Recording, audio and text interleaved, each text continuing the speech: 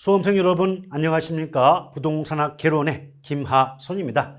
자, 지난 시간에 이어서 다시 또 가볍게 내용을 정리하는 시간을 가져보도록 하겠습니다. 자, 경제론 파트죠. OX입니다. 1번 가격 이외의 다른 요인이 수요량을 변화시킨다. 이때 우리 어떻게 배웠어요? 수요의 변화. 자, 수요의 변화와 수요량의 변화의 차이점 구분해서 기억해 달라 했던 거 생각이 나실 거예요.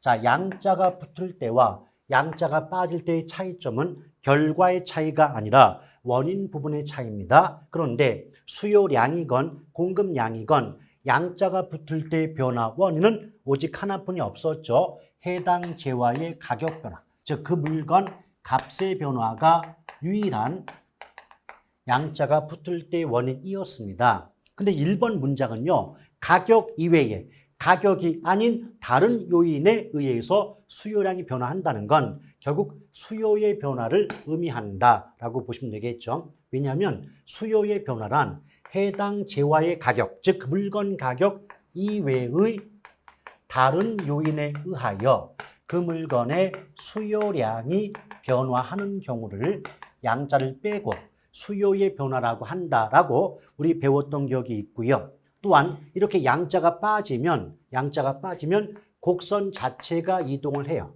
자, 곡선이 이동하는데 수요와 공급을 막론하고 증가하면 곡선이 오른쪽 우측으로 가고요. 감소할 때는 자, 감소 방향은 왼쪽 좌측으로 이동한다라고 배우셨던 기억 나시죠?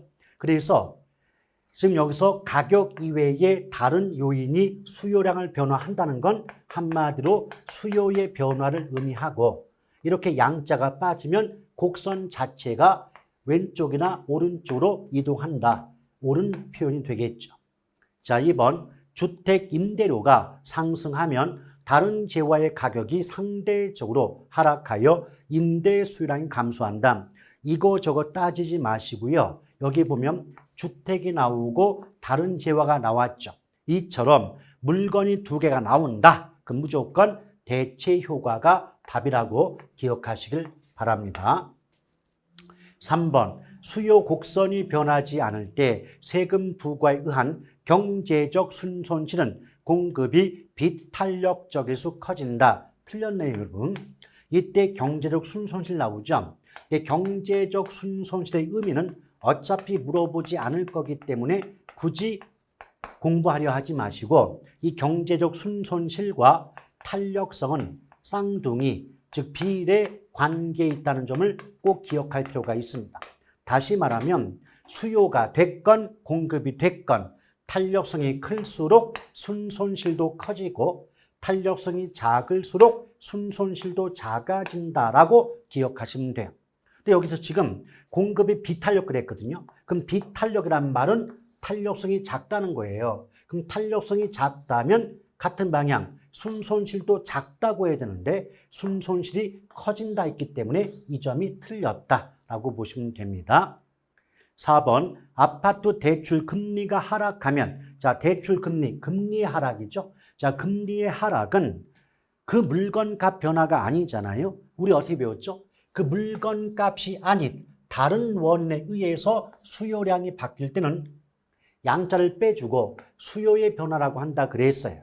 근데 지금 4번 같은 경우 금리의 변동은 그 물건 값 변화가 아니지 않습니까? 그럼 그 물건 값이 아닌데 수요량의 변화라고 하면 안 되겠죠. 양자를 빼고 수요의 변화다라고 해야 옳은 지문에 해당이 되지 않겠습니까?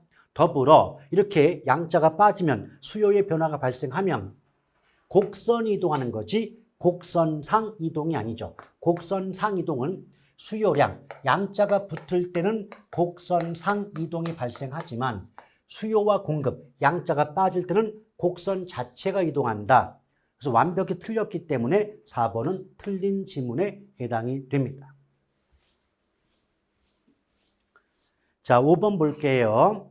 물리적 토지 공급량이 불변. 자, 공급이 나오건 수요가 나오건 양의 변화가 없다. 양의 변화가 없다는 말은 결국은 완전 비탄력을 의미하는 거예요.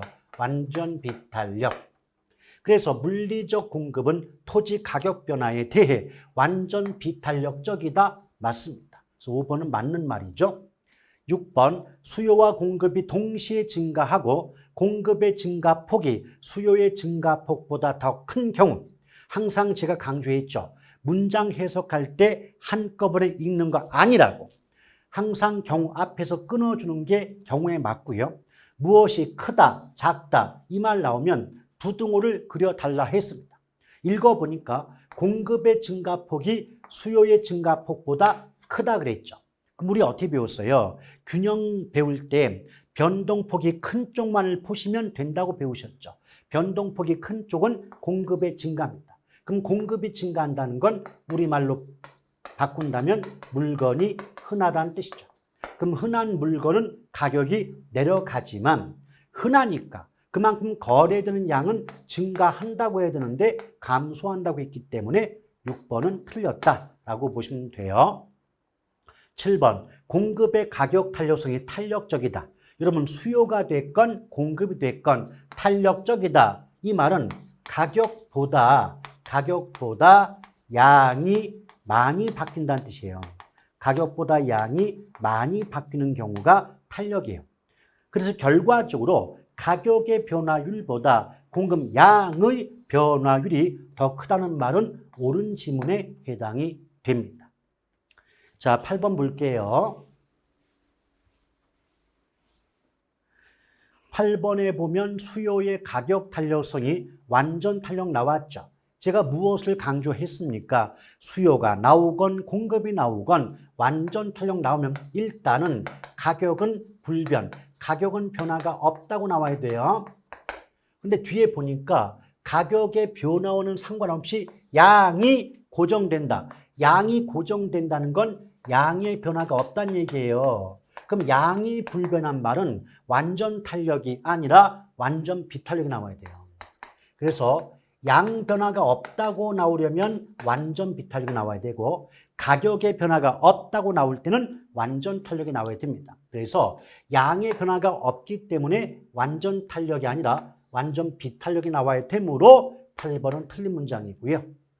자, 9번 후퇴 국면은 매수자가 중시되고 과거의 거래 사례 가격은 새로운 거래의 기준 가격이 되거나 하한이 된다 그랬는데 일단 우리 어떻게 배웠어요? 후퇴, 하향. 자, 후퇴나 하향 국면은요. 경기가 안 좋을 때잖아요. 경기가 안 좋을 때는 매수자가 대접을 받기 때문에 매수자가 중시된다는 건 좋았거든요. 근데 후퇴나 하향 국면에서는 과거에 거래된 가격은 그거 이상을 받기가 어렵기 때문에 새로운 거래의 상한이 돼요. 자, 과거에 2억에 거래되었다면 후퇴 하향은 경기가 안 좋아지는 거니까 그 물건 아무리 잘 받아봤자 2억 이상 받기가 어렵단 말이죠. 그래서 과거의 거래 가격은 새로운 거래의 상한이 된다라고 해야 되는데 하한이라고 했기 때문에 틀렸군요.